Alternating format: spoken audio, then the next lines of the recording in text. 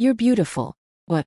Long before the spotlight of Footloose, before the famous posters and the Hollywood buzz, Lori Singer had already built a reputation in a completely different world, the world of serious music. In her family, music wasn't just a pastime. Her father was a conductor, and in that household, music was the center of everything. By the age of 13, she was already performing as a soloist with the Oregon Symphony, something most musicians spend years dreaming of. Just a year later, at 14, she entered Juilliard and eventually became the youngest graduate in the institution's history. During those early years of intense training, she also attended a summer music camp where she studied under a young cellist named Yo-Yo Ma. So the real question becomes, when someone with that kind of discipline, talent, and classical foundation suddenly steps into the unpredictable world of Hollywood, what happens next? Let's fade to black. Her first major acting role arrived with the film Fame. And this wasn't a random casting choice. She was cast as Julie Miller, a teenage dancer and cellist, a role that perfectly mirrored her real-life talents. In fact, the character itself was written specifically with her musical background in mind, which means that even her very first step into acting wasn't separate from music. It was built directly upon it. The two sides of her life, musician and performer, were never truly separate. They had already begun blending together. At that time, Fame had grown into a full cultural phenomenon, and Lori Singer fit naturally into that world because she had lived a version of that story herself. In 1983, she and the cast even performed a live concert at the legendary Royal Albert Hall in London, a performance that was recorded and later released as an album. While touring across the UK with the Fame cast, an unexpected call came in. She had just landed the lead role in a new film titled Footloose. Think about that transition for a moment. From performing on the stage of Royal Albert Hall to stepping into one of the most talked about films of the decade. It was a turning point that arrived almost overnight. Then came 1984, and Footloose exploded onto the cultural scene. To really grasp its impact, you have to look at the year it was released. 1984 was packed with cinematic giants: Ghostbusters, Indiana Jones and the Temple of Doom, The Terminator and Gremlins. Yet somehow Footloose stood right alongside them. By the end of the year, it had become the 7th highest-grossing film in the United States, pulling in $80 million at the box office, all from a modest $8 million budget. 10 times the return. Not bad for a film that started with a musician stepping into Hollywood. But the box office numbers only reveal part of the picture. What truly transformed Footloose into a cultural phenomenon was its soundtrack. It produced 6 top 40 hits, something incredibly rare for a single film. Kenny Loggins' title song Footloose even knocked Michael Jackson's Thriller off the Billboard charts. Not long after, Denise Williams did the same with Let's Hear It for the Boy. 2 different songs from the same movie reaching #1, and both earning Academy Award nominations for Best Original Song. That kind of success almost never happens. For many people, that soundtrack became a personal milestone. In fact, Footloose was the first movie soundtrack I ever owned. And honestly, that wasn't unusual at all. It was practically the norm at the time.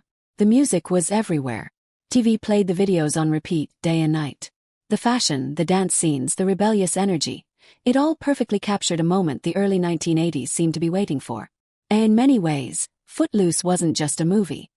It was a feeling, cultural wave. And interestingly, the casting process behind it was anything but simple. Tom Cruise had been considered but wasn't available. Rob Lowe auditioned 3 separate times and even tore his ACL during the process. Daryl Hannah was offered the female lead but turned it down to star in Splash instead. Eventually, the role of Ariel Moore went to Lori Singer.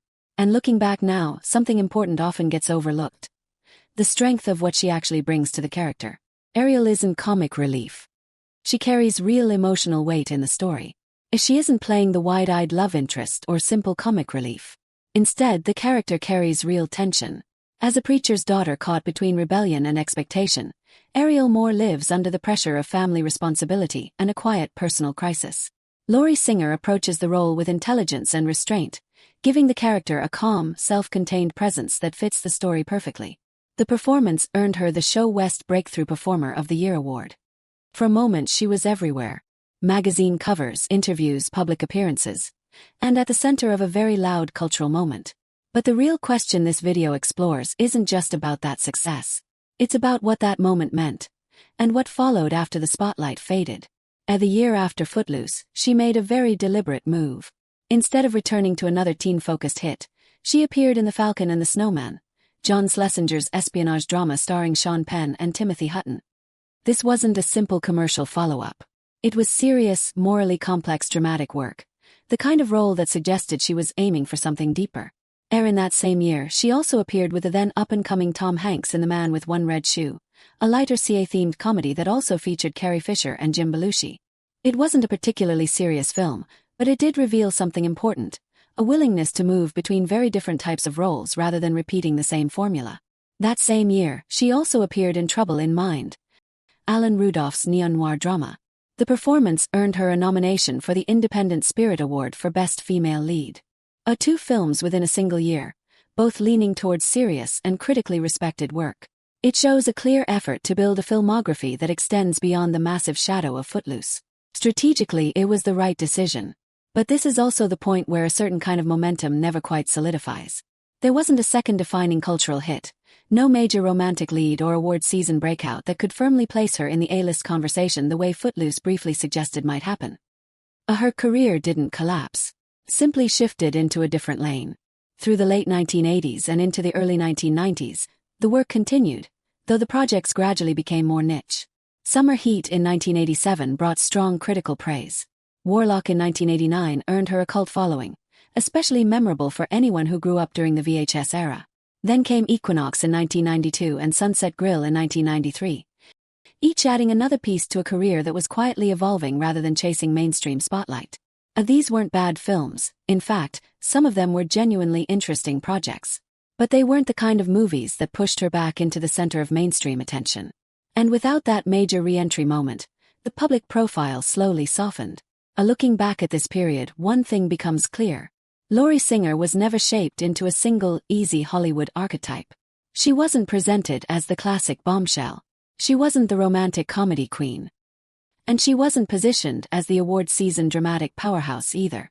Instead, her presence felt more refined, thoughtful, and intelligent. Qualities that are valuable, but often harder to package in an industry that thrives on simple, recognizable branding. That isn't a failure of talent. It's simply the way the machinery of Hollywood sometimes works, and sometimes doesn't. Then comes what might be the most overlooked, yet possibly the most important chapter in her entire career. Robert Altman's Shortcuts in 1993. This wasn't a typical starring vehicle. It was a massive ensemble film featuring Tim Robbins, Julianne Moore, Andie MacDowell, Jack Lemmon, Frances McDormand, and Robert Downey Jr. The film went on to become one of the most critically acclaimed American movies of the decade. And right there among that remarkable cast was Lori Singer. In the film, she plays Zoe Traynor, a cellist, emotionally exposed and deeply introspective, living next door to a couple struggling with an unimaginable loss. It's arguably one of the strongest dramatic performances of her entire film career. The film itself received enormous acclaim, and the ensemble cast ultimately won the Golden Globe for Best Cast. But there's a detail here that's hard to ignore. Out of all the roles she could have chosen in 1993, she ends up playing a cellist, the very instrument she had been studying since the age of 5, long before Hollywood ever entered the picture. For a brief moment, the two defining threads of her life, music and acting, seemed to merge into one role. And then, not long after, the acting side of that story slowly begins to fade. In 1995, she appeared in VR.5, a science fiction television series on Fox. It lasted only 10 episodes before being cancelled. After that, she largely stepped away from acting. From the outside, many people look at that moment and say that's when she disappeared. But that interpretation might miss something important. Because in 1997, Lori Singer appeared in Inspired by Bach, a film series created by Adam Egoyan and built around Yo-Yo Ma performing Bach's cello suites. In that project, she once again plays a cellist, and this time she performs alongside Yo-Yo Ma himself, the same Yo-Yo Ma whose summer music camp she attended as a teenager back in 1971. More than 20 years later, the two appear together on film. That doesn't feel accidental. Feels like a circle quietly closing. Then, in January 2008, she took the stage as a soloist at Carnegie Hall, performing in the world premiere of a hymn composed by Carl Jenkins in honor of Martin Luther King Jr. This wasn't a casual appearance or a nostalgic return to music. It was a serious concert at one of the most prestigious venues in the world, for a deeply meaningful occasion. And that detail matters. Because this isn't someone turning to music as a hobby after Hollywood faded away. This is a professional concert cellist performing at Carnegie Hall, the same identity she carried when she first walked into Juilliard at just 14 years old. In many ways, that original identity had simply come fully back into focus. Along the way, she also stepped into documentary production. She served as an executive producer on Mea Maxima Culpa, Alex Gibney's powerful documentary, which went on to win 5 Emmy Awards, a Peabody Award, and was even shortlisted for an Academy Award. It's a different kind of creative work. Not acting, not performing, but helping bring serious, important stories to the screen. So when people ask what really happened to Lori Singer, the answer might be simpler than expected. She was a musical prodigy who became the youngest graduate in Juilliard's history. She even beat out Madonna for one of the most iconic roles of the 1980s. After that breakthrough, she followed it with serious and credible dramatic work. Later, she delivered what is arguably the finest screen performance of her career in Robert Altman's Short Cuts, a Golden Globe-winning ensemble film where she once again played a cellist. Not long after, her acting career gradually began to recede as she returned to the discipline that had shaped her long before any of this began. What actually happened to Lori Singer is simpler, and perhaps more interesting, than the usual Hollywood narrative. Hollywood was only a chapter in a life that had always been defined by music.